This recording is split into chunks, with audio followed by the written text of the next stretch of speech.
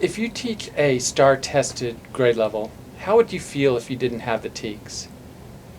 How would you feel if you didn't have release items for the items on the test? How did you feel when the items were released? Think about your high school days or your college days. Imagine your instructor just gave you a project to complete. What would you want at that moment? First of all, you would want to know the criteria he or she is going to use to grade the project. Beyond that, you would want to see some examples. Would it help if she showed you some examples of a high-quality product? Of course it would. What if the instructor took the time to teach each part of the rubric, not only the high level, but the mid and low level performance?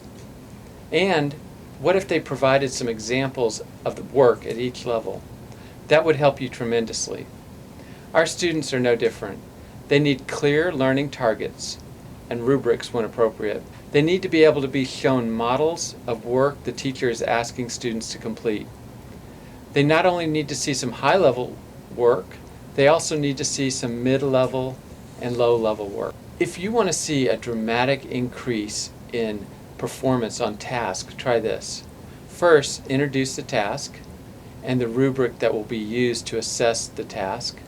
Then, show the students high-level, mid-level, and low-level work and explain why each would be evaluated as such. And here is the real clincher. Provide students with 3 more examples and have them work in groups and evaluate the products themselves and see if they can tell you which one is high-level and mid-level and low-level, and see if they can use the rubric to explain precisely why a work is high, mid, or low level.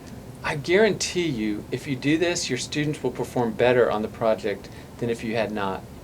In the next section, we'll discuss how this will aid your formative assessment during the time that students are working on the assignment.